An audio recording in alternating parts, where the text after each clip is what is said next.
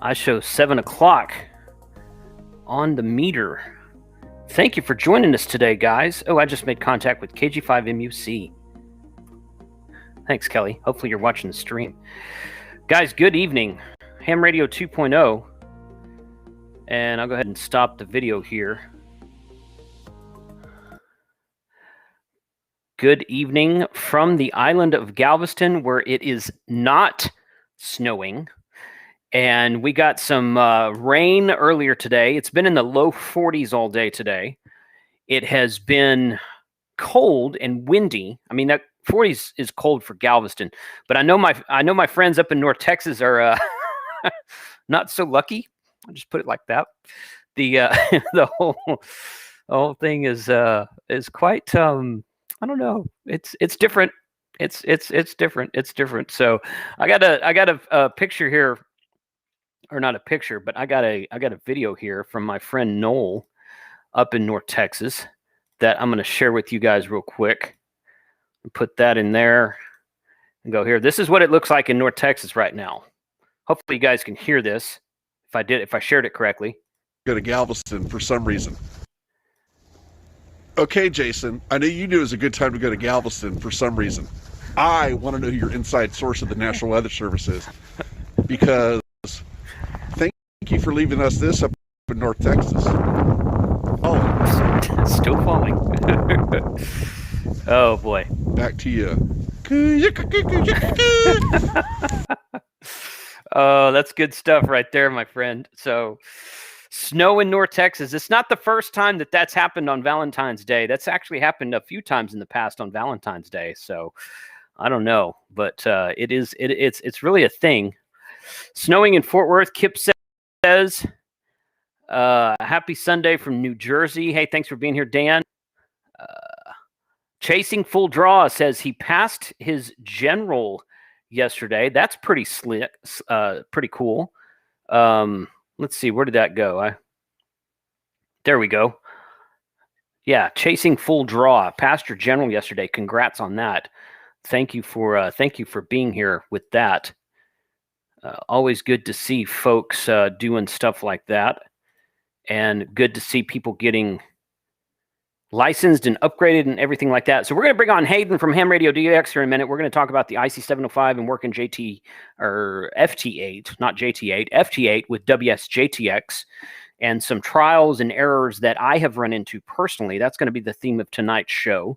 And Hayden's been using the 705 a little bit longer than I have. I think it actually released in Australia before it did in the USA.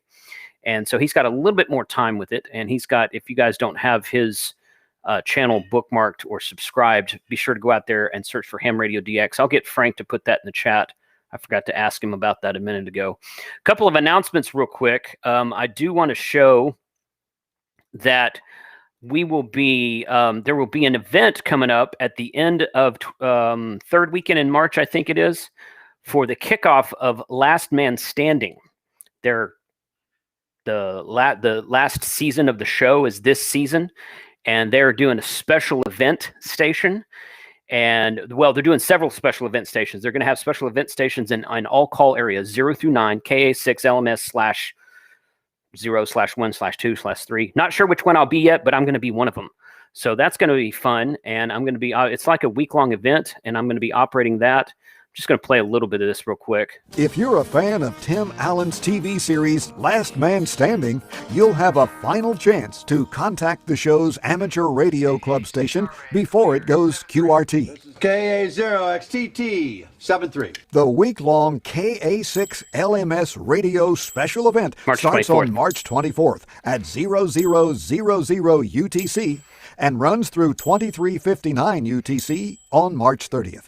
This will be an all-mode, all-band event. CQ. This is KA6, LMS, Kilo Alpha 6. This is Kilo Alpha 6, Lima Mike Sierra calling CQ. Fans will have the opportunity to work the bonus 1x1 stations, K6L, K6M, K6S, W6L, W6M, and W6S. Stations from every call sign area will operate as KA6LMS/0 through KA6LMS/9, providing nationwide coverage.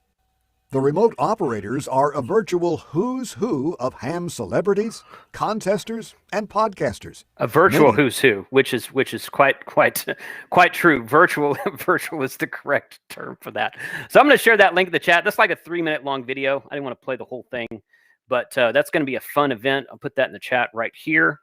You guys can share that and watch that later. So thank you to Lou over there at KA6LMS Studios for sending that out. And I got permission to share that. So just kind of wanted to confirm that. So Mike Walker says, passed tech this week. First try, beat my 66th birthday. Thanks for your classes. Hey, congratulations. Thank you for being here. Appreciate that. Let me tell you guys how awesome you are. Each of you that watch my show has been watching my show for a long time, because I'll tell you this, it is an awesome thing that I found out just a few days ago, that about a month ago, I shared on my lunchtime live stream about an organization that my church is involved in called Gospel Socks. And basically you just go into this website and you can donate socks, and you can buy socks to ship to this organization, and they donate them to homeless shelters. Long story short, the girl who runs this, she's in high school now, I think. She started it when she was in the 7th or 8th grade. She was noticing homeless people on the street in the downtown Fort Worth, and she went to a homeless shelter, and she said, what do you need the most? What do you get? What do you not get? What is the story there? And they said socks. They said people donate coats, they donate clothing, used clothing, sometimes new clothing, hats and whatnot. Nobody donates socks. So she started this ministry called Gospel Socks. I mentioned this on my live stream about a month and a half ago. I got an email from the church. I think it was middle of last week. We were here in Galveston. I remember when I got it. Because of you guys, okay, 900 pairs of socks were donated. They've got boxes and boxes of socks, and they were able to get all those socks processed and shipped out to, or they didn't ship them, they drove them down to the homeless shelter before all this cold weather hit. So that was really, really cool. 900 pairs of socks were donated as a result of my putting this on YouTube. All I did was put it on YouTube, and I donated a few pairs myself, but I donated, I think, like 5 pair. But you guys really stepped up. Like I've said before, ham radio operators are some of the most generous people that I've ever met. And congratulations to everybody who participated in that. You can go to gospelsocks.com, scroll down to the bottom of this page, and you can, this is a year-round thing. It's not just a winter thing. It's not just a holidays thing, but you can go down there and you can go purchase socks at a Walmart. You can purchase them online. What I did was I just purchased them on Amazon and changed my shipping address to ship to where it's set to the address at the bottom of that. So that was really cool to see. Another thing I'll mention is the QSO Today Virtual Ham Expo is coming up. I think it's the weekend prior to the Last Man Standing thing I just mentioned. It's March 12th, and coming to your desktop March 12th, 2021. I'm actually going to be doing the Friday. It's going to start around 6 p.m. Pacific time Friday night, which is perfect timing. They have a new aspect of the Virtual Ham Fest this year called Podcast Pavilion. They invite podcasters and YouTubers and video podcasters to come in there, and they can, and I haven't seen it yet, so I'm not sure exactly how this is set up. We're going to get some more information on that later, but I can log into the Podcast Pavilion. I've already reserved my spot.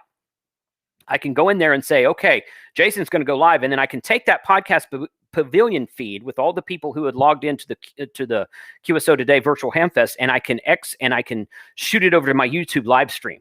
So we're going to be doing our next YouTubers Bunch happy hour is going to be done through the Podcast Pavilion on QSO Today Virtual Ham Expo, and it's going to be live streamed on my channel like it is every month. So that's going to be like a kickoff to the weekend, the kind of thing.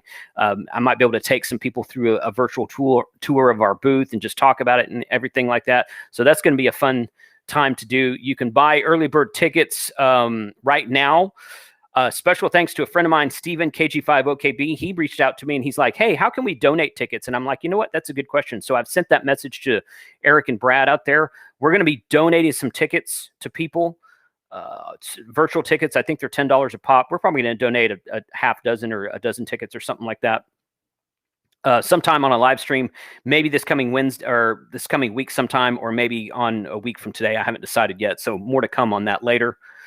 And of course, my really awesome K6ARK shirt here can be found at shop.hamradio2.com. If you want to support the YouTube series, it is all out there. So let me bring on Frank and Hayden real quick. Put that there, turn that off. Hey guys, how's it going? Going good. Good. How are you, Frank? I'm doing great. Welcome to where am I again? I don't know. You always seem to forget, Frank. I don't know. We play that intro. Play that intro video. What's going on, y'all? Play that intro video. That's right. That's right. Play that intro video, bud. Man.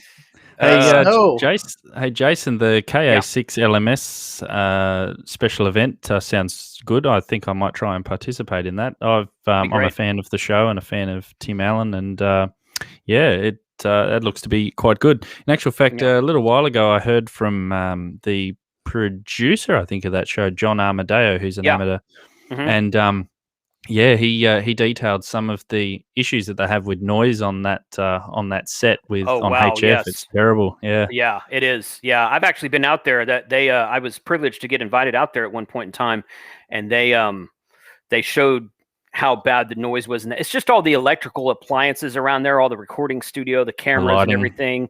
And it was pretty. Yeah, it was pretty intense the way that they had that set up. But I mean, they were able to, sometimes they're able to get through it, and sometimes they can make contacts. I've actually spoken with them, I think, on 20 meters.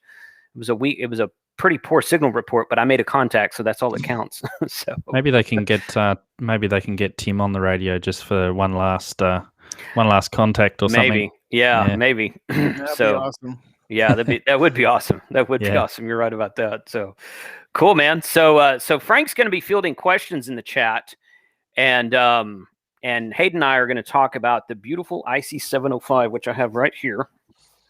Oh, mine's got cables attached.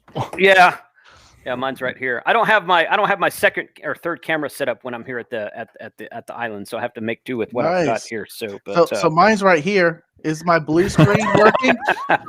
Yeah, your blue screen's working. Blue screen. Oh, yeah, it's supposed to replace it with the 705. Oh yeah, that's good. Oh boy, so Frank really needs an IC-705 for evaluation, don't you, Frank? Yep. Yeah, we should get him one. Maybe we'll try to get some YouTubers together and donate Frank a radio. I don't know, but or maybe not. Cash for Frank. So right, yeah. Go fund me free Frank. Free Frank. Yeah, that's good. Still a long way away from monetization. Yeah. Oh, but that's not the point. I've heard you've hit a milestone, though. I have hit a milestone. This weekend, I went ahead and crested 500 subscribers. Woo! That is cool, man. 502. That is cool. Yeah. Isn't that sweet? Yeah. But, 200 in the last 28 days. That's pretty good. Yeah. And doubled your count in just the last month. That's really good. So a bit of that little jump was thanks to your video, for that small channels YouTube group, and that was fun to do, and looking forward to doing another one. But yeah, I made it to 500. That's great. I am going to try to do a stream. We'll talk about that a little later, or we can tease that a bit now if you want. You can talk about it later. We'll talk about it at the wrap up. Yeah, we're gonna do it. Noel says you need an antenna first.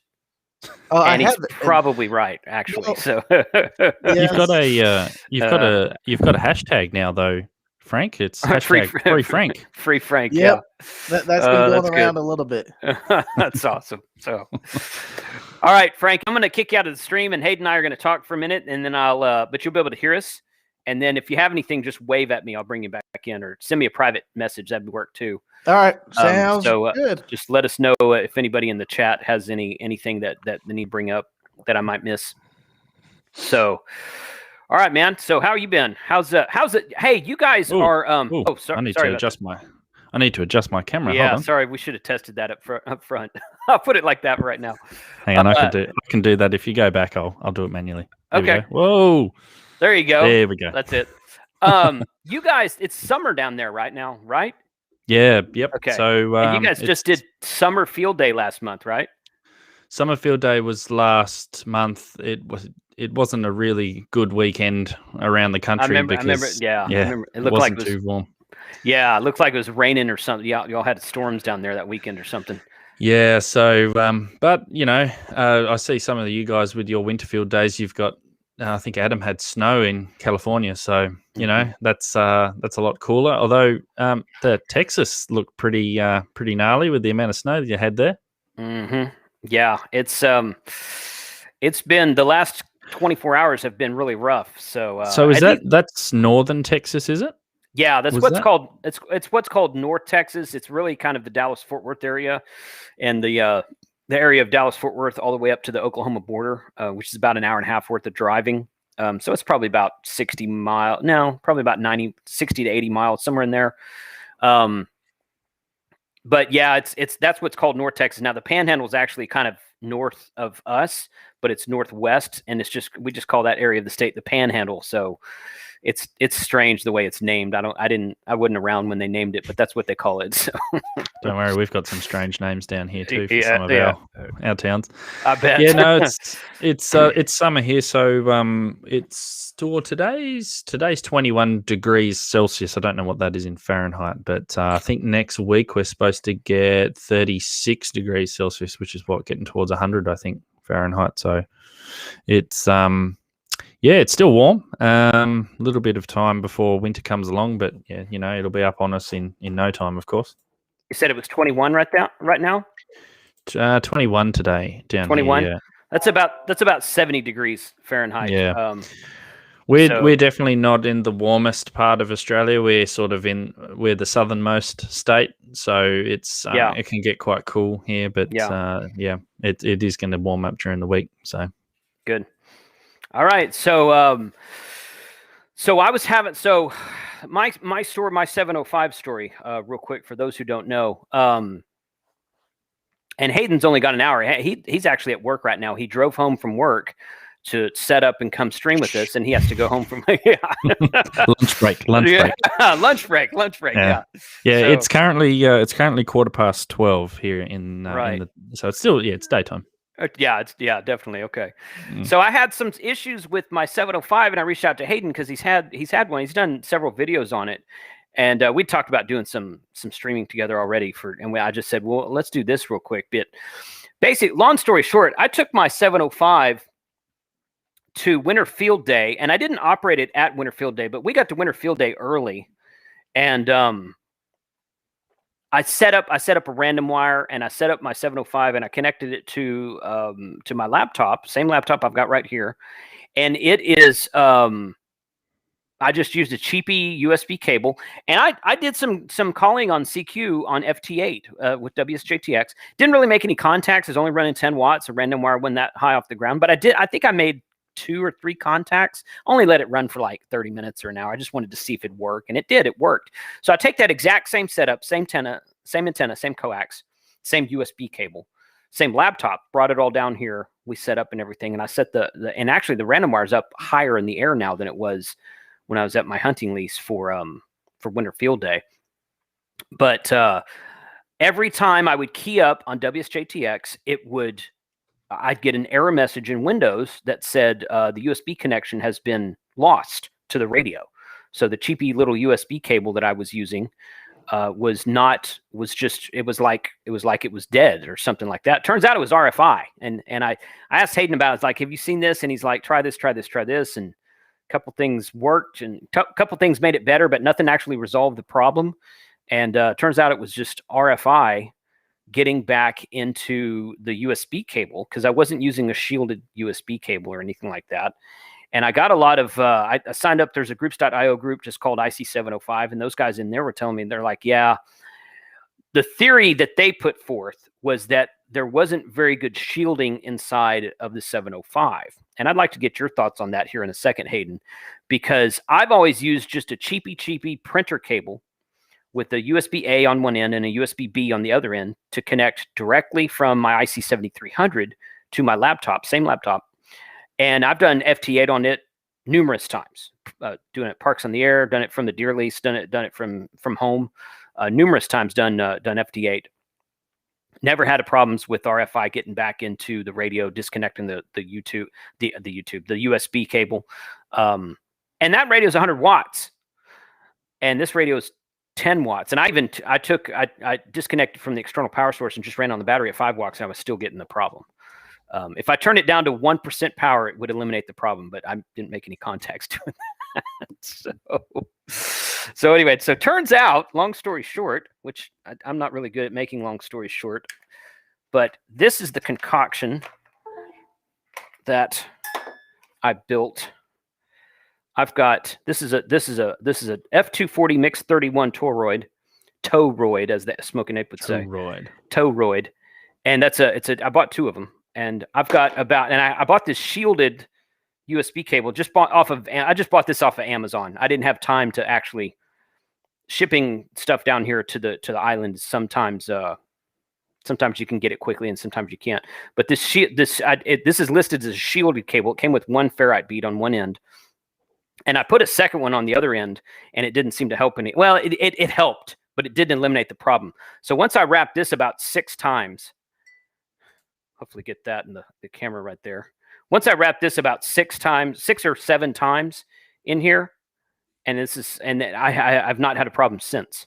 So that eliminated the problem of RF coming back down into the USB cable from the 705, which again, the guys on the groups.io list were saying that they think it's not shielded very well, which I said that to the Smoking Ape on his stream this morning. He said, "No, I don't think that's it." And I'm like, I don't know. I'm just telling you what someone else said. So what's been Hayden, tell us your experience? I mean, do you do a lot of WSJT-x or Whisper or FT8 with the 705? I think you do. So yeah. So well, when you mentioned the problem that you were having, I sort of the first thing I thought of was that with the toroid around the USB. Or no, sorry, I thought it was a bad USB cable. So what I had was I had a Yaesu FT991 was my old radio. So this is when I first run into this problem, where I had the radio plugged in and it would transmit and the connection would drop. The audio would drop out. The connection to the radio would drop out. And because I was leaving it unattended, sometimes it would go days before I would realize that it had dropped out. Okay. So I did the same thing. I went on to the, I think it was the groups.io as well for the FT991. Okay. And I've got something similar. You can see mine's slightly smaller. But what I did was I got a proper USB cable. I used a cheapy A to B as well. But what have I wrapped? About 3 or 4 turns. And this particular lead also has one of those clipped on the USB end as well. And that fixed all of my problems. Now, that was with the 991 and the 7300. Okay. So that's where I got the idea from that, and then applied it with the 705 and with yours as well. And from what I can tell, or from what I think happens, is that depending on what antenna you have, you may get RFI, back into the shack from your antenna. Or when you don't use a balun or something like that. But you were using a balun, weren't you? I think it's a balun that's I don't know. I don't remember. I meant to look that up and I forgot. I don't remember if it was a balun or an unin on the end of this 9-to-1 random wire. That's actually a Nelson antenna. It's the same antenna I was using when I was at my hunting lease. And Al Cricker asks, "Are we using the antenna tuner?" Yes, I was using the MAT-705 antenna tuner, both there and here. In both configurations, I was using that. So yeah, I was using the 9-to-1 random wire, which I think has some sort of it has a wrapped toroid in the middle of the matching unit for the antenna, but obviously it wasn't enough for what I was doing. I find it odd that you, I don't find it odd that you had that. Well, maybe a little bit. I borrowed WA5 LEEs in the chat tonight. I borrowed his 991A. And I did some testing with it just because I don't own one of those radios. And I didn't have a problem with that one disconnecting, although I was getting really bad feedback in the computer with that radio. I think it might have been a setting. I was in WSJT-x, but but I didn't have that feedback with my 7300. I've never had to have any type of toroids or beads or anything like that on my 7300. So, but that was an answer to your question. So go ahead.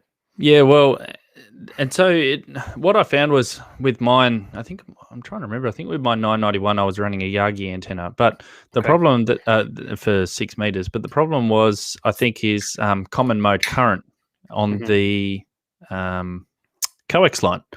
So I was just trying to think of another situation where I ran into the same problem. I think the 705, I did run into the same problem as well, and then I just used a separate lead. I don't have it with me at the moment, but I wrapped it a couple of times around. But the idea is that if you're getting, say, on an end-fed half-wave antenna, if you get the coax acting as the other end of the antenna, if you don't run a counterpoise or something like that, right, then the common mode current will flow on the outside of your coax. And if you've got that connected anywhere near your USB cable, RF can flow on the outside of the coax and then flow on the outside of the USB cable and mess things up. So that was the general idea anyway of trying to eliminate that.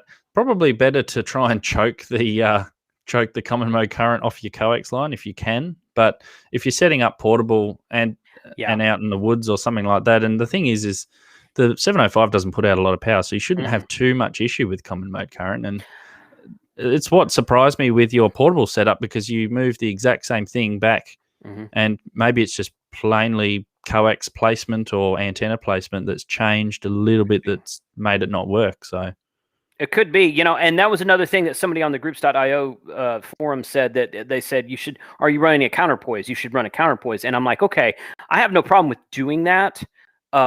But the Nelson antenna doesn't have the extra stud in the wing nut stud in the side of it to put a counterpoise off it. You're supposed to not have to do that. And I have run this exact antenna on my 7300. So I understand that the counterpoise probably would have eliminated the issue. I didn't try it, but my brain was thinking, but why should I need that? Because I can run a 7300 with its not an external tuner, with its an internal tuner that it has on a 9-to-1 random wire, same antenna.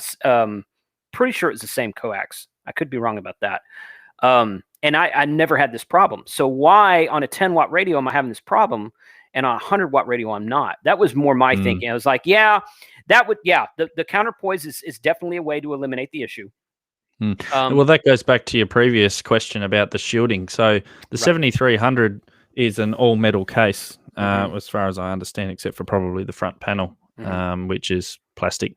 But the 705 it does have a metal body, but I'm not sure. I've seen one video of it being opened up, but I'm not sure if the shielding is exactly the same as the 7300. But then again, it runs less power, and you couldn't even run, I think it was, what did you say? I think you couldn't even run 1 or 2 watts before it would drop off. Right. And drop out. So I could run it down like 5% power or something like that. So that improved with a better USB cable though, didn't it? Right. It did. Yes. Yes, it did. Once I get the shielded cable with the built-in ferrite beads, I put a second snap bead on it, and it did improve it. I could get up to like 20 or 25% power once I added that, but not any higher than that. So Noel asked, was your home station grounded? We were not grounded at the deer lease either. My home station is grounded, but I've never tried the 705 at home on FT8. I've always been in the field. I've never hooked up the 705 at home, except for I hooked it to my dual band antenna and did some repeater work with it, but that was it. So no, we were not grounded at the hunting lease for sure. So thank you, Frank, for that acknowledgement. So do you have a DX Commander you could put up to test it with? it's always going to be one Yahoo, and usually it's Don in the chat. This brings up the DX Commander.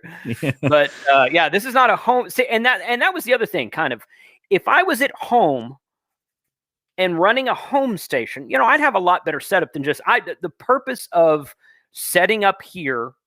And quite frankly, and I said this in my thumbs down video, okay, and I'll give you a brief synopsis. Running the 705 at home, that's not what the 705 is meant for. If you want to do that, more power to you. You're like, well, I can put an amp on it. Great, do that, no problem with that. But but I've got a 200-watt IC-705 at home. I've got my Flex radio at home. I don't need to run an IC-705 in the shack at home. And that's not why I got the radio. I got the radio to use it portable.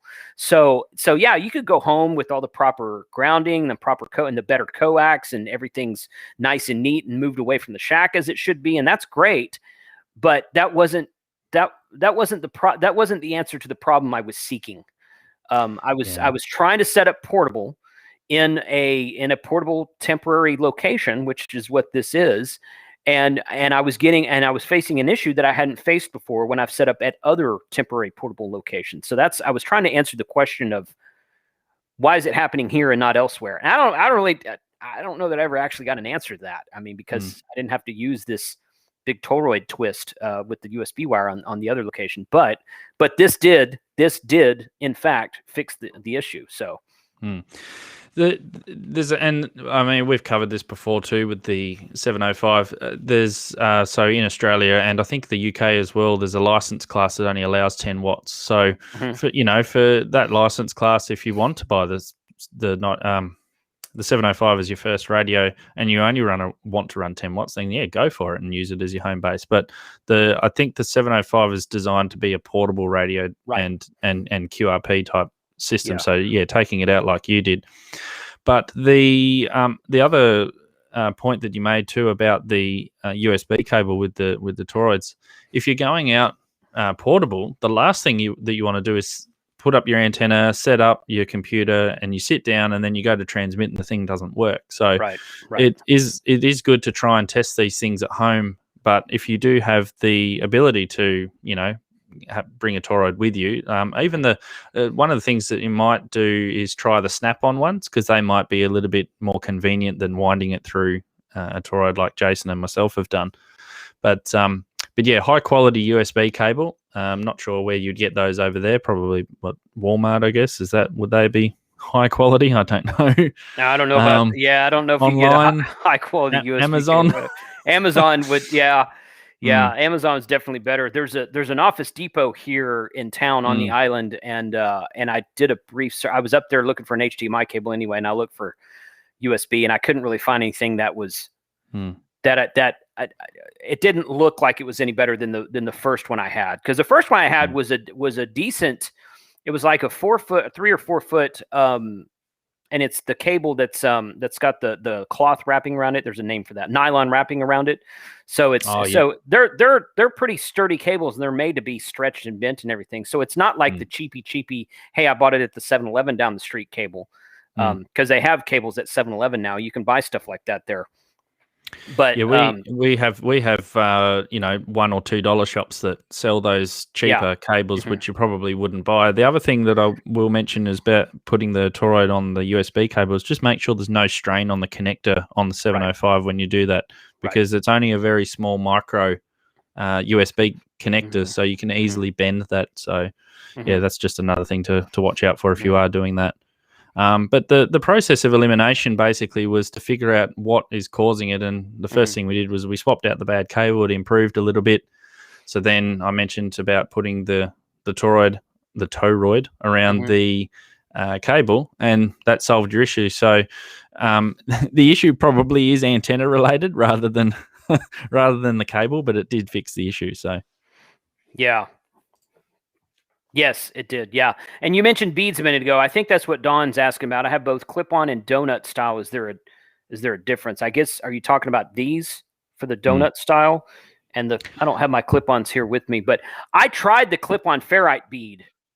Of course, this cable comes with one built in. I tried snapping a second ferrite bead on there at first, and it helped. I could turn the radio up to a higher power, but it didn't eliminate the problem when I went to full power. But this one did. So I guess because it's so many turns through it, I'm not a toroid expert. I'm not a. We need the ape. Yeah, I'm not an RFI expert. I know stuff that works, and I'm like, oh, that's RFI. So I need to get some ferrites and some toroids. Okay, no problem. I understand that. I don't know all the science behind the why. So, was that a mix 30. Is it 31? Mix 31. Mix 31. Yep. So Yeah. different ferrites are made of different combinations of materials. So there's different attenuation at certain frequencies and all that sort of thing. So your mileage might vary depending on which one you use. The snap-on ones I have used before, where the physical size you can pass more turns through of the USB cable, so that may work. But whereas maybe just a single one with just a single clip-on may not work. Definitely in the case of the one that I use with the 7300. And for the base, for base station environment, you just leave that at the back of the radio, and you don't really need to worry about it. But that looks like a mix 43 there, is it? Yeah, it's slightly smaller. Yeah, I think it is a mix 43, and I think the mix is the difference in width this direction. Yeah, if I spent more time, I could make that a lot neater as well. But no, I put some twist ties around mine just because it kind of kept going, kind of trying to untangle. I'm like, nope, just put that there. So I like Scout's comment there. Yeah, 8 mispronounces toroid once, and YouTube will never be the same. Well, he's done it more than once, but the rest of your statement is correct.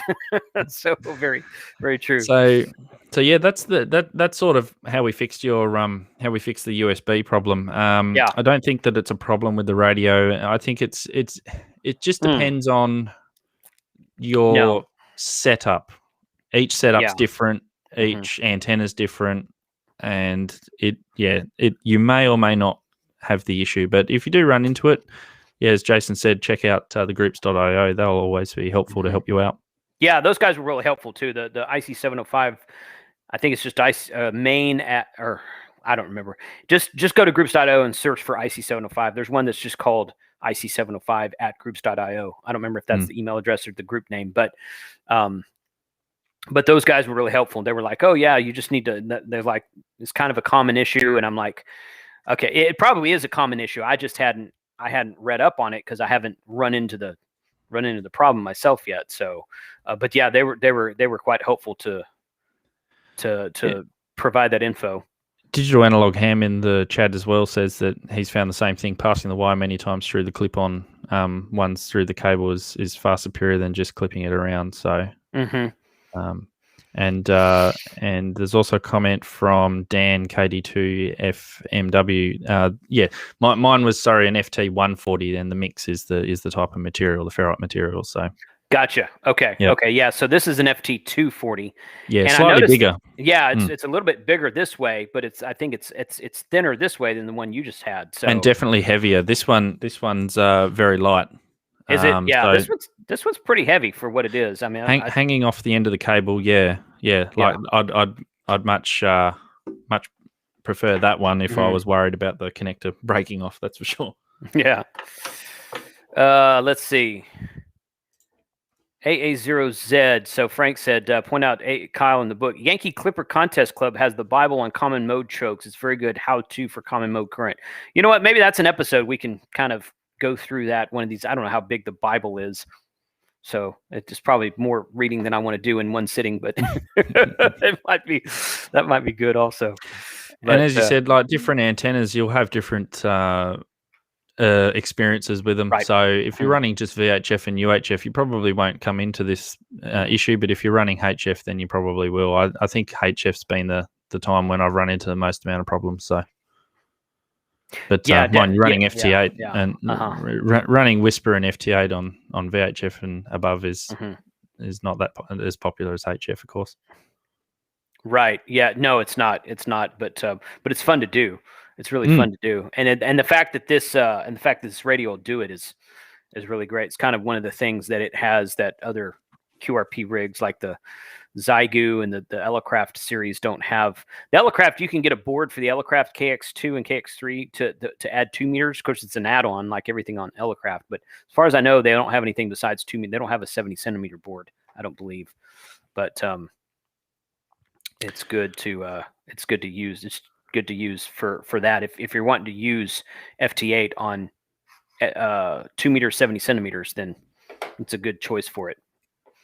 So what were some of the other issues that we come across with setting up the 705 for WSJT when we need to? Okay, so you had put out a video, and if you want to, I don't know if you've got a link to that video or not. that you could.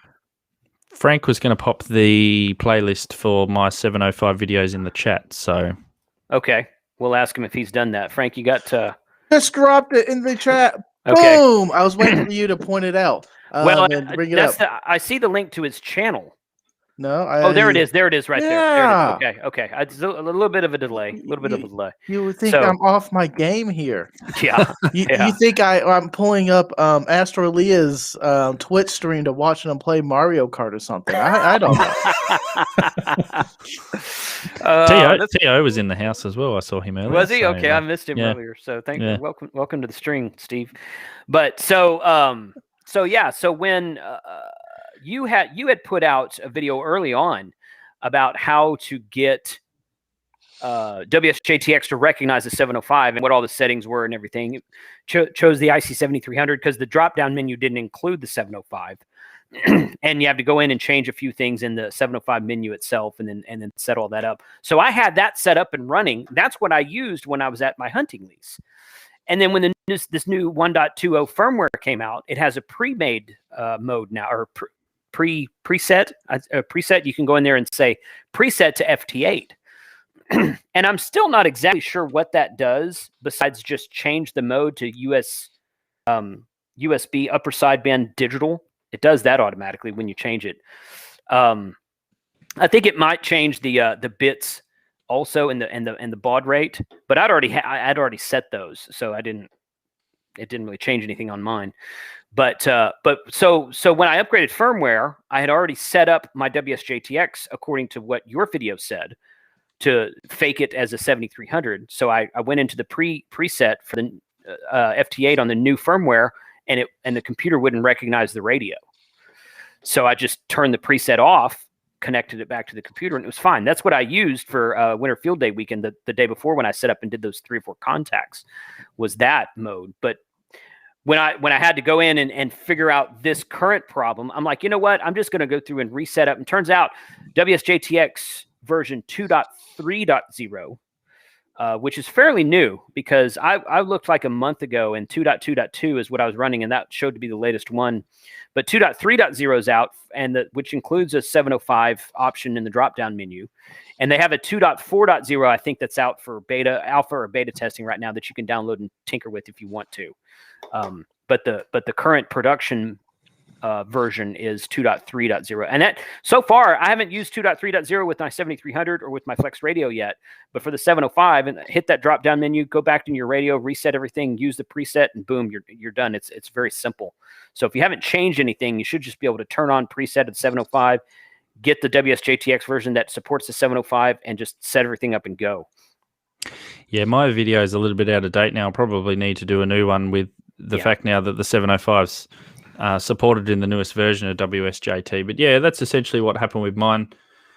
To try and fake it as a 7300, and even if you do that, 2 meters and 70 centimeters still works, because of course the 7300 doesn't have that. But it was a way of getting around it, and I think it's only been in the last, I think it was, when was that firmware released? I think about a month ago, or a couple of weeks ago. A couple of weeks ago, yeah, it wasn't that long ago. Yeah, so but that anyway, that enabled you to get up and running, and I think that video also shows like the baud rates and everything and how to set that up in the radio and to get it going. But yeah, now I don't have the new firmware yet. I need to load that on my 705 and test it out. But I'm not sure exactly, as you said, what else it does. I mean, WSJT, if you set it up right, when you change the bands, it automatically goes into USB-D mode. So maybe I don't think there's anything else that needs changing, like audio filtering or anything. But yeah, I'm not exactly sure what that button does, the FT8 preset button. So I wonder if you know the answer to this, Hayden. Don asked, do you need to turn off the FT8 mode to operate single sideband? I did that on the 7300, but Josh always said it wasn't necessary. I'm not aware of an FT8 mode on the 7300. If it's there, I've never used it. I've just set it to USB digital and put it to the correct frequency and plugged it right up to the computer, and it worked. I think I did have to change one thing in the menu early on when I first got the radio. I don't remember what that was right now. Something about the CIV connection, I think. But do you have to turn off? I have not tried to operate single sideband on my 705 since this new firmware came out. I've only done FT8. So Yeah, so in answer to Don's question, what the 7300 does, if you put it into FT8 mode using WSJT, it puts it into that USB-D mode, which is the data mode. And I think what it does is change the filter. I think instead of a 3 kilohertz SSB filter, I think it it makes it a data mode puts it into a 3 kilohertz SSB filter. And then if you go back to normal single sideband, that should be about 2.4. I think it's filter 2. Okay. Filter 2, yeah.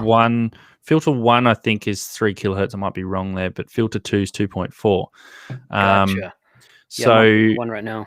Yeah, so then what that does is that will increase the filtering so that on your WSJT waterfall, you'll see the 0 to 3000. So you'll see the whole spectrum rather than if you have it to 2400, you'll have a little bit that's in a darker area and you won't see signals in there because the radio's filtering them out. So that's, I think, the only change that it does. You can set up the 7300 and the 705 to use just USB mode, so it doesn't go into USB-D mode. The only problem with that is if you have a microphone connected at the same time, which you normally do on the 7300, you have it plugged in. Right. The microphone can potentially be live when you're transmitting from WSJT. So if it's transmitting audio and you're talking in the room, it'll pick up both audio sources. So there's a little bit of changes and things you need to do in the menu to stop that. But that's why it's good to just run it in USB-D mode and USB mode, separately. Yeah. Don says it changes the AOC also, right? I believe that is correct. Yeah, I believe it does change the AOC. And the good thing with WSJT is once you've set it up in with the slider in software, you shouldn't have to adjust it unless you're changing output power. But the ALC should just be set in. So you increase the slider in WSJT until the ALC meter starts to go up, and then you reduce it until it just disappears, and that's almost the ideal spot to run it. Right. I didn't even have to do that on this one. I checked the slider and I'm like, that's pretty darn close to where it should be, and I just kind of left it just to kind of change as few settings as I could when I was first getting started. I thought, well, I can always tweak it later if I find issues, but so far it's of course I'm running a random wire, which is compromised. The tip of it, the feed point's up at about 5 feet off the ground, and the tip is up about probably 22 feet off the ground, something like that. So it's not really high up. And I'm running 10 watts on 40 meters right now, but that's what, so here's a problem that I've noticed also. So somebody's coming back to me right now. KA5, I can't see that right now. KA5FOX, I think is what that says. My WSJT-x is not replying to him automatically. Like you see the radio buttons down here at the bottom. Like he's calling back to my CQ and it's not answering him automatically. If I double click on him, it'll do it. But KA9FOX, I'm sorry, I couldn't see the red. But am I missing a setting in WSJT-x that tells it to auto reply? I don't remember having to set that with my Flex or my 7300. Well, that's what the auto sequence button down the bottom is, but that might be just once you start making contact. There is a setting, and I'm just trying to find it here somewhere. That should once someone calls you for your CQ call, then it should respond to them. Yeah. Right. Yeah. It's always done that with other radios that I've checked the call first. Don says, I've always wondered what that was. I usually do have that check to call the first decoded responder to my CQ. Yeah, that's the one. Where is that? I'm trying to find that. It's right there. Setting. Right, kind of in the middle, right here. Yeah. Yeah, call first. Yeah. Yeah. I don't know if that'll. That usually. Yeah, I think what that does is if you've got a pile up, it'll respond to the first one that it decoded and reply to that. But yours is not doing it at all. Right, but mine's not doing it at all. I mean, even with one, I'm not working a pile up on 10 watts here, but yeah, I wasn't even doing it. I did have two or three stations calling me the other day, and I'm like, why is it not replying to any of them? And one station was clear which one it was first, but it wasn't doing that. See, even like right now, I'm going back to him, and he's still trying to reply to me with the signal report. and I'm going back to him with the signal report, and I don't think he's hearing me. But this is I the might. joys of QRP. I think I might. QRP heroes here. Right.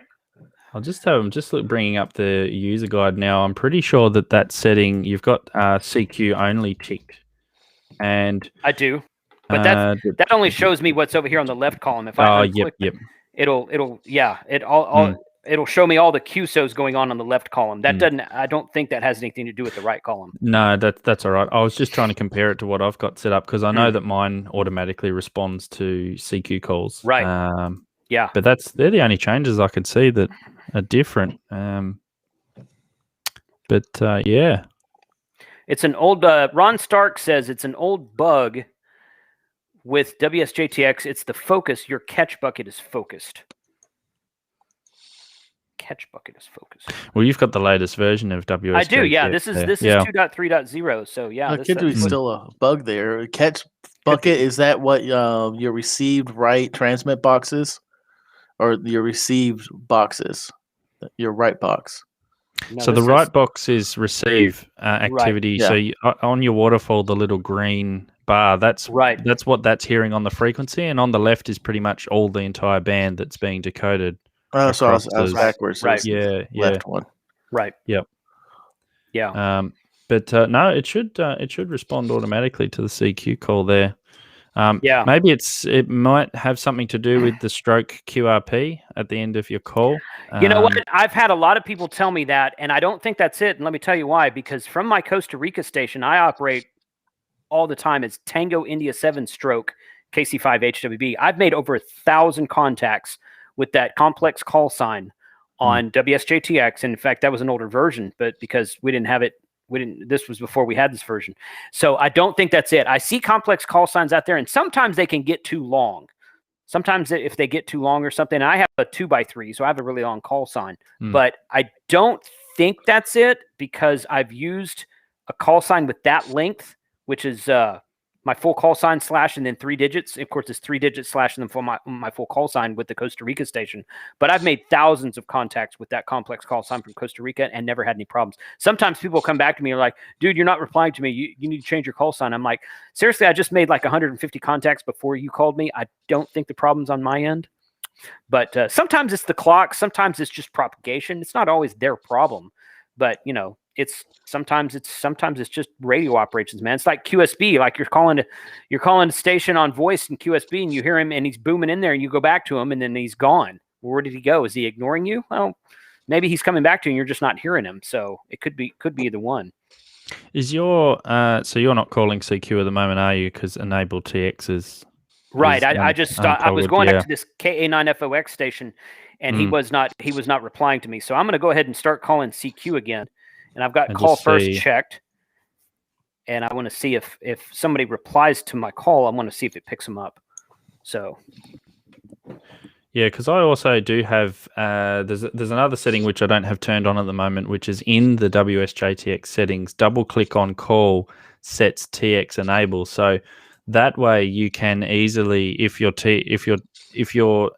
transmit is disabled and you see a call sign pop up real quick, rather than having to click enable TX and then on the station, it'll just do it automatically for you as well. But I still think that's not. Yeah, no, I don't think that's that check. When I saw him calling me and my program wasn't responding to him, I double clicked on his call sign, and that's how my program went back to him. So yeah, I've always had that checked in other versions as well. So yeah. Yep. Now it's just going to be a long process to wait for someone to respond to your CQ calls. Right. Yeah. Adam went up to a soda summit today about like at noon or 1 o'clock Texas time. He's like, okay, I'm calling CQ on 40 meters, and there was no one up here. I'm like, dude, 40 meters is dead right now in Texas. It's too much in the middle of the day for 40 meters out here. But well, I've got my 705 running on 17 meters at the moment, and I've so far had six countries. So that's cool. Japan, New Zealand, Mexico, China, United States, and Australia. Wow, that's 17. Of course, the sun's up over there where you're at, so 17 meters is probably a lot more alive there than it is right here. But I guess I could try 17 meters and see if there's any activity out there. I don't know if there is or not. So let's. Using QRP to QRP, I might hear you. Yeah. I could hook up my 7300 and put out some calls. Well, see, and if I hadn't run into this issue earlier, I brought my Zygu amp with me, and I got the proper cable for it now. And I want to try some. I want to try the 705 with the XPA 125B amplifier, so it'll put out. Oh, there's somebody coming back to me right now and already stopped calling. Let's try it. So did you stop calling then, or? I did. I clicked on Halt TX. Yeah. Yep. Yeah. So it wasn't good. I was going to switch bands to. I was going to switch bands to 17, but it. Have you already gone over what type of antenna you're using? Don, Smoking Signal RF, was asking about it. Yeah. That's Izzo. You know Don. Yeah, I know. Yeah. Yes, I'm using the Nelson antenna 9-to-1 random wire with the MAT-705 tuner on the back of the 705. So yes, that's the one I'm. Oh, Hamradio dude says I just saw you on 40. Did you try it without the MAT-705 out of interest? No, because this is a random wire antenna, so it's not tuned on any band. Yeah, true. I do have a couple other antennas with me, and I thought about that. I thought about that, but I never had that. Again, this is the exact. I was running the tuner at the deer lease, and I didn't have trouble making 2 or 3 contacts that I was just kind of putzing around with it. But I don't know. That was going to be my next. That was going to be one of my next steps, but I never got that far. So the other suggestion that I think made was to see if it was the antenna that was causing the problem and not the radio itself, was to put a dummy load onto the radio and see if you can transmit full output power. And I did that. I don't have my good dummy load with me. I've got another dummy load with me, and I did that, and it did seem to work up to full power.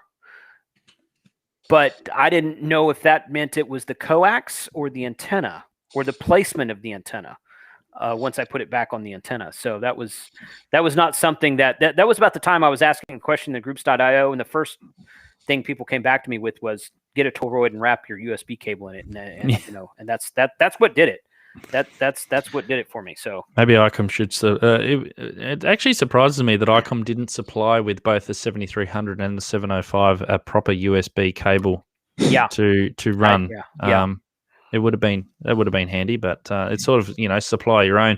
I think the cable that I had, which was for the 7300, was a USB A to B, but it was off of an old, as you said, an old printer cable that I'd found. Right.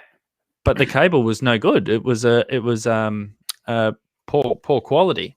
So I ended up finding another one, which is the one that I use now, and that worked fine. So I guess, it depends on how good the build quality is inside the cable. It might look good, but it might not be. So yeah, that's very true. That's very true. So Hamradio dude, I'm trying to come back to you now. I saw you call me one time. Oh, there you are. Now will it? Okay. Oh, there we go. It responded automatically, didn't it? No, I double clicked on his call. You double clicked on him. Yeah. Yep. Yeah. Mm-hmm. So haven't done that yet, but Don's teasing me again. He's or no, that's Izzo. Oh, the other Don. That's Don Army teasing me right there. That's double Army. Don right there. Can't use an antenna that's inside of a box. I wonder what that's going for. Thank you for the support, guys. I really appreciate you guys being here tonight. Seriously. I don't even want to build that antenna now because it's such a subject of communication. It's such a razzing point that it could go on forever, and it's like Ape saying Toroid or Crawdad. What will happen though is when you do the build video for that particular antenna, your channel's just gonna explode with the amount of views that you've got. Yeah. That's my plan. I'm trying to get a video that would get 1,000 views in the first minute and a half, and that's gonna be the one, right? Or you just have Callum send you another antenna that you could just replace it with. Yeah. This is Callum's next big beta antenna. Yeah, I'm going to build the XD Commander now. Here it is in the box. Okay, see y'all. Mine's I've had mine up for probably a month now in the backyard, and it's working really well. It's but it's swayed around in the wind a little bit. I know that they're designed not sort of they can be set up as a base station antenna, but they're mainly a portable expedition type antenna. But yeah, it works perfectly fine for that. Cool. Yeah. Yeah. What? So do you have the classic then? Is that the model you have? Yeah, I've got the all band vertical classic with the 80-meter element. So I've got that on, and yeah, it works really well. 15 meters I found it works really, really well. I've had quite a few contacts on 15, and I heard some sideband on 15 yesterday between I think it was the US and Australia. So yeah, some DX coming in on it. That's cool. That's good. So Evan was just WJKR. He was in there and he said, anyone have a branded cable? So this is something I was going to ask you in the beginning, Hayden, and I forgot to. Several people said that I should get a Triplite brand cable. Several people on the groups.io said I should get Triplite cable, and Ape this morning, he goes, oh yeah, that's all I buy. I buy Triplite cables. I couldn't find a Triplite branded cable that would ship here in time from Amazon. And again, since I'm down here on the island, things are kind of limited right now. Oh, there it goes. It is responding by itself now. I've got W9ALK replying to my CQ, and it's going back to him. So cool. Yeah, call first did fix that. So yeah, Triplite is what I'm told is the good kind. I don't know if that. Several people whose opinions I trust, like Smoking Ape, he knows his stuff pretty well. I like to tease him. Well, not beer. He doesn't know beer very well, but Hamradio, he knows Hamradio quite well. He also doesn't know GMRS very well either. No, he can't seem to pass his GMRS license. So, but yeah, so Triplite's what I'm told works really, really good. We sort of don't have. We do have some branded cables. We don't have that brand here in this country, but we do have other brands which are reputable brands. I suppose the way to think about it is just check the quality and just have just maybe check reviews of the company. It's hard to find individual reviews per cable because, especially for a USB cable, it's so common that people won't really make comments unless they're really, really bad. So maybe just do a quick Google and see if you can find some unbiased reviews. But yeah, if it's a reputable brand, then that's probably the best one to go for, I reckon. Right. The one that you saw, of course, the woven ones. Yes. I still can't remember what the material is. There are some that come with a metal cable. They're like a metal woven sheath on the outside. Some that they call them Kevlar, actually. Some that they claim Kevlar, and I'm like, okay, if I ever want to get really mad and shoot my USB cable, I guess I won't hurt that one. But yeah, they claim they're Kevlar, so I don't know. I've never used one of those, but yeah, I'm not sure how well they work. They definitely won't bend as well through a ferrite core, but as the plastic ones. Yeah. But yeah, just a reputable brand. Right. So, Stack Smasher, best 70 centimeter antenna for the 705.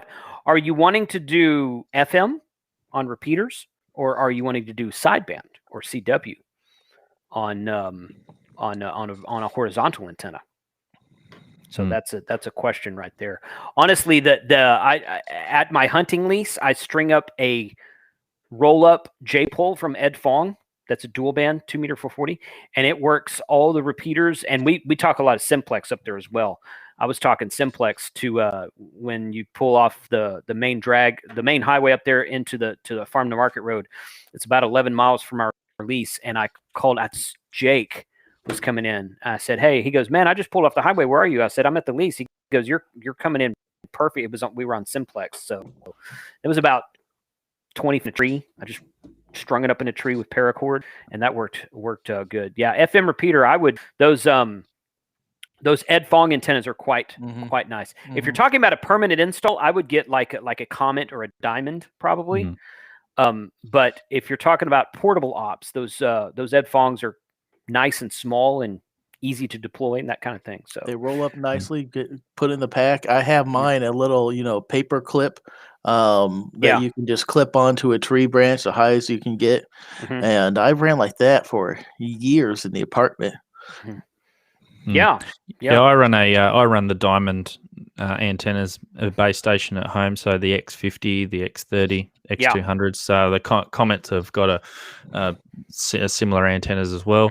If you want to build one yourself, you can have a look at flower pot antenna. You can build them out of coax. So you can build dual band versions 2 and 70 centimeters as well. Which will also work well. So we don't have as many of the I suppose you could call them gourmet antennas over there. We don't have them here, so I can't comment on those. But I'm sure they work well. Hayden, where did you get your 705? Where'd you buy it from? I bought mine from a local supplier here. We've got three local suppliers in Australia. On my channel, there is the supplier who's in South Australia, Connect VK. So they sell them. They come with, I think, a 5-year warranty. There's Strictly Ham in Victoria as well. That's another company. And then there's another company up in New South Wales as well who also sells them. So yeah, they're pretty popular. There's been quite a few of them sold here. Yeah, I had, once you started saying that, I was like, oh yeah, that's right. You did a video on one of those, that first one you said, I think. I forget that there's, because some countries don't have ham radio retailers. And it's harder to get stuff. So, well, the prices, I think, of our Icom radios are going up now. Icom Australia have decided to pop the price up of importing them. But yeah, we got our 705 second in the world. I think we got it before you guys, and then I think the UK, the UK got it last, and it was all around the whole COVID thing because it got delayed for quite a long time. But yeah, we do have a couple of main retailers and then a few other shops that sell sort of niche products in the ham radio market. So cool. That's going back to Sean now. W9FFF he called me again, and it responded to him. Yeah, there it is, 73.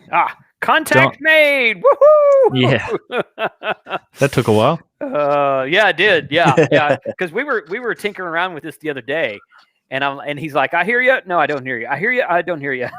So, how far is Sean from where you're located there?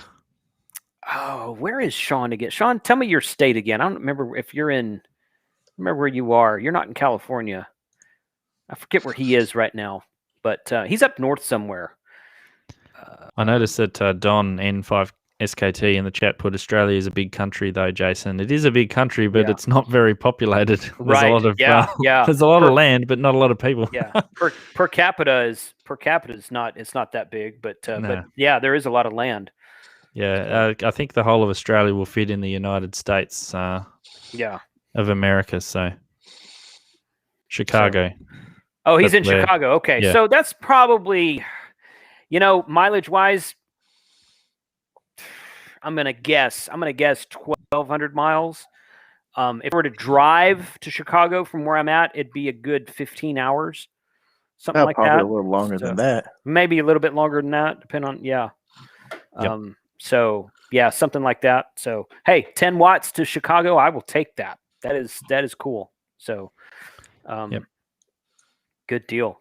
Well, hey, okay, cool. This was fun. My purpose for this stream was not to educate people. My purpose for the stream was to say, help, how do I do this? So, but no, I mean, these are this is trial and error that I've done on my own. And I've reached out to certain resources to try to find answers. And I found some answers. Hayden's a good resource for 705. Obviously the groups.io was really good. And I just wanted to kind of go over what I found just by kind of tinkering around with ham radio, really. Because I really like the 705. It's been a great radio. It's been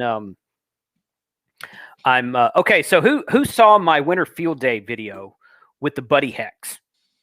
So yeah, I saw bits and pieces. Frank saw that? Yeah, I watched it. I was in it. I know you were. I'm just kidding. So So the Buddy Hex is not officially released yet. He's been working on that COVID put the kibosh on that thing. It got way delayed because of COVID and lack of parts and that kind of thing. So KA3OAZ is calling me right now. So the Buddy Hex, which is a 6-band hex beam from Buddy Pole that breaks down when it's all put together. It's 9 pounds. You see that picture with me holding it up in my hand. It's after it's built. It's breaks down. You can put it in a pack, carry it up a mountain. It's kind of it takes a few minutes to put together, but once you get it, it is a talking freaking antenna. It is awesome. So I told him, I was like, dude, you need to. I was like, the 705 is popular right now. I was like, and if you're going to do this hex beam for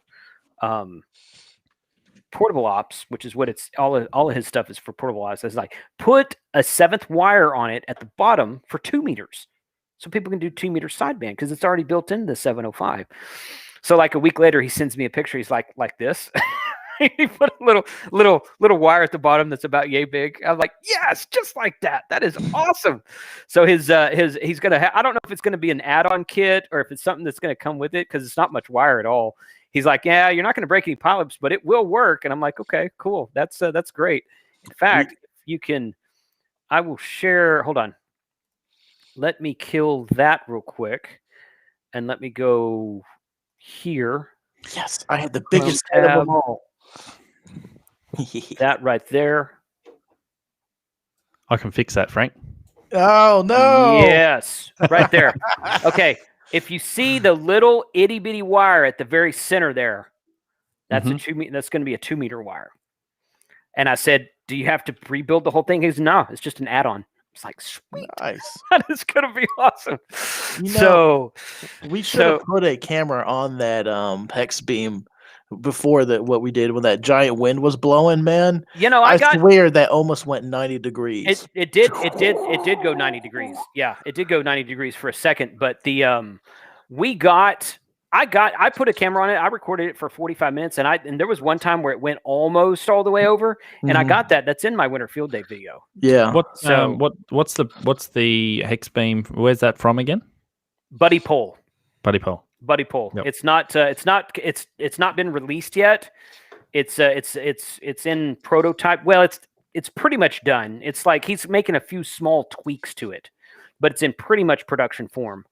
But I told him, I said, if you send me one, I'll put it at winter field day. And that's exactly what he did and what I did. So I've got it with me this month while I'm in Galveston. I've been wanting to go to the park that's 10 minutes down the road and set it up and do a POTA. I was going to sit there all day and do a POTA activation and get as close to kilo as I could in one day, with just operating with 7300 and the hex beam. And the weather down here has been crap since I've got here. It's been really windy or really cold or both since I've been here. So I'm like, I don't know. I got 2 more weeks. We'll see if it happens or not. But if not, then I've still got the antenna, and when the weather starts cooperating with me again, I'm gonna go set it up at a park and try to do some POTA with it. So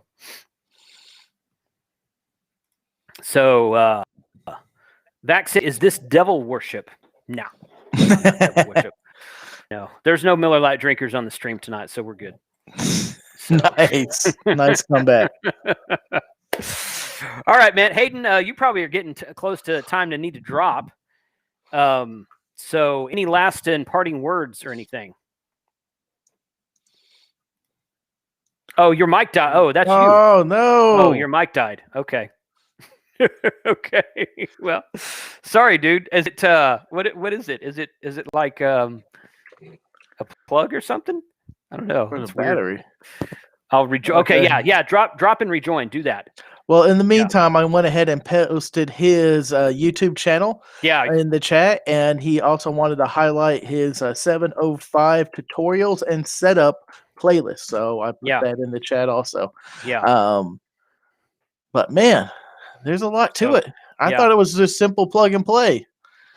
But Hayden, Nope. No. I don't know. Oh man. It wouldn't be a live stream if something somewhere didn't foul up somewhere. Like Josh last night couldn't get his chat in front of his pop up and whatnot. So, his problem was that he disconnected the 705. It messed up his audio. Oh man. Okay, dude. Hey man, I know it's time for you to go anyhow. So thank you for joining us during your lunch hour today. We have shared your your channel and your 705 playlist in the chat. So yeah, you guys go check out Hayden's channel, Hamradio DX. He's got some really cool stuff out there, and it's really fun looking at his field day and portable ops videos that he does because he's in Australia, and it's like, man, I get to live vicariously through those because I wish I could go do some soda in Australia. Maybe one of these days I'll get to do that, but yeah, he says you say whatever you want to about me now. So he'll be doing a soda video soon. Cool. Yeah. So that'd be awesome. We'll keep an eye out for that. Yeah, for sure. Hayden, thanks for joining us tonight, man. I'll let you go. Sorry that you have having audio issues, but you can blame Icom for it, I guess. Has that fixed it now? Yeah, you're there. Oh, yeah.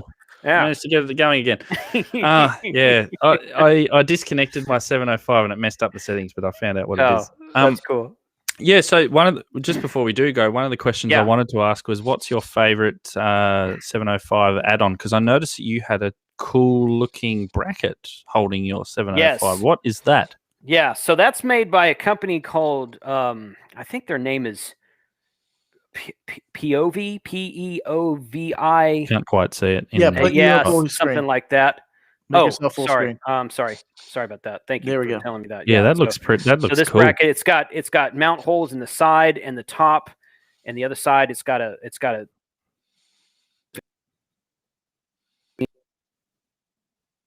aircraft grade aluminum, so it's very lightweight. They are going to be producing these in mass quantity and selling them through. They said that they had contracted with HRO, and I said, "Are you exclusive?" They said, "No." I said, "Good. You need to contact Gigaparts." So Gigaparts is going to be selling them as well. I'll see if I can send some out this way too.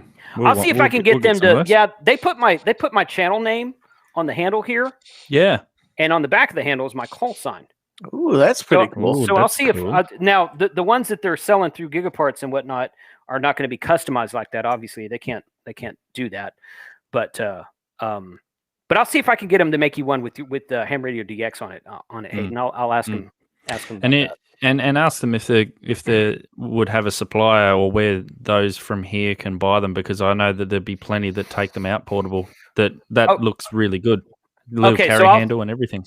Good. Okay, so I'll shoot you an email and copy him, and then you can put him in touch with your suppliers down there and down under. How's that sound? So down under. Down under. Oh. That's not a QRP rig. So no, I need to do that. There we go. Now, see, yes. See, if you're in the United States, you'd be up the right way. That's awesome. Yeah. We should have done the whole live stream like this. Right. That would be awesome.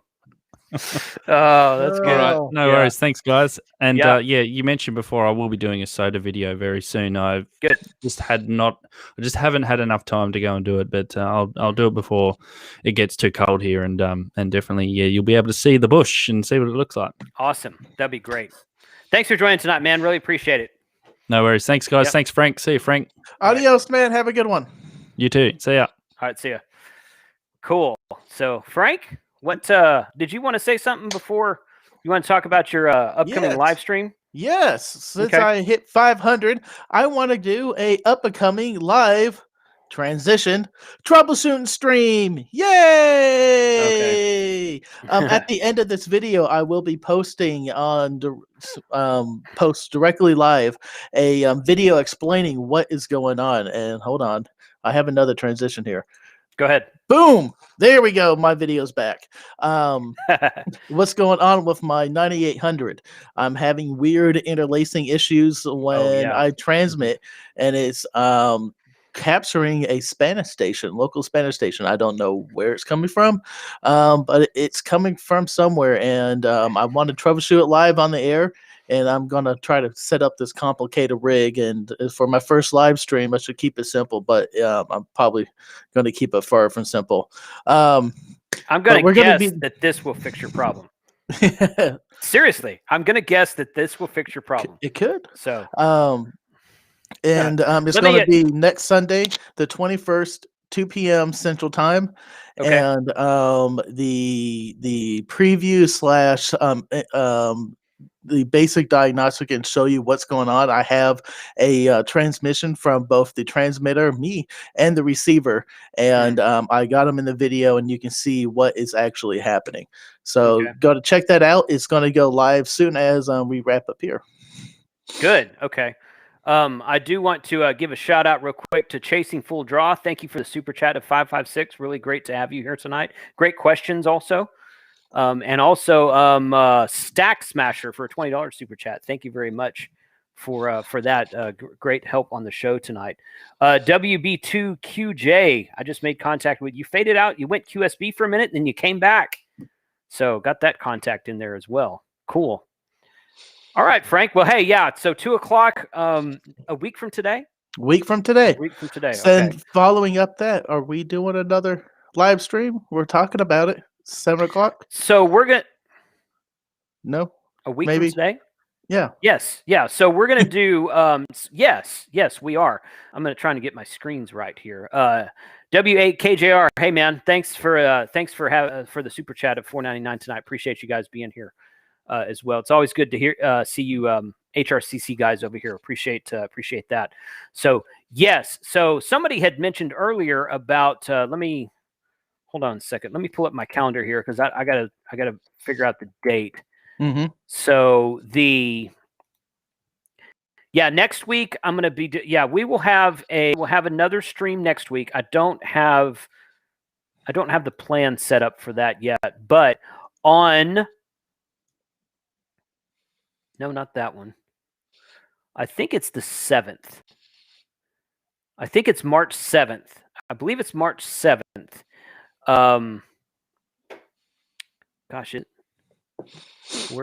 Where is this? No, I'm getting all confused on my calendar now. It's either I don't remember what the date is right now. Obviously, one of the Sundays in March, we're gonna have Hayden had mentioned John Amodo, however you say his name, about the Last Man Standing show. He and one or two of his folks that run the amateur radio station at KA6LMS, they're going to come on the stream. So we're going to have them on the stream prior to the KA6LMS special event station. Oh, that's going to be awesome. So that's going to be freaking fun. Yeah, really looking forward to that. We're going to have Eric from QSO Today Virtual Hamfest. He's going to come on and tell us more about the Virtual Hamfest at some point in early March. Before that Virtual Hamfest takes, I got a few really cool guests upcoming, and so that should be it. And 2 or 3 of the YouTubers are going to come on and be on my lunchtime live stream as well. Is there a way I can weasel in on that Last Man Standing event? I don't know. That might be for people who actually are known. I don't know. Oh, I just hit 500. I'm known now. Yeah, we could probably get you in there. So yeah, that's cool. No, I just like teasing Frank. I've known Frank for about 10 years, so I like to tease him. So. But yeah, good. Okay. That was pretty much it for tonight, guys. Really appreciate everyone's time being here. Love doing this kind of troubleshooting and information sharing type session because I am not an expert on the 705, as you can plainly tell, but I like using it. I think it is a great radio. Somebody had mentioned about that they like the G90 better in the chat earlier. I have a G90 also. The G90 is great. We used a G90 at Field Day. Really like that radio. But the 705 does a few things that the G90 won't do, and so it's to each his own. I don't think either one of those radios is a bad choice, but that's how it is. So 73 to all. Thank you for being here. Everyone, stay warm. Please do not get out in the cold too much. I do want to take a minute here. Hold on, let me change this view. There. I do want to take a minute here to thank my patrons. So there we go. So I'd like to take a minute here to thank Monty, Aaron, B.A. Black, Jeff, Jim, Dan, David, Adam, Andrew. It's going to get to the point where I I can't read all these guys because there's just too many of them. So let's do it that way. Yeah. And David, Kevin, Richard, Dan, Park City's Amateur Radio Club, Christopher, Rob, Michael, Andy, Greg, Mike, Todd, Robert, Craig Boyer, Dennis G, Oof Radio. Really appreciate you being out there, Michael. Richard Schwartz, Lewis Klein, Robert Bresman, who makes a fantastic hotspot called the TGIF spot. Go check that out.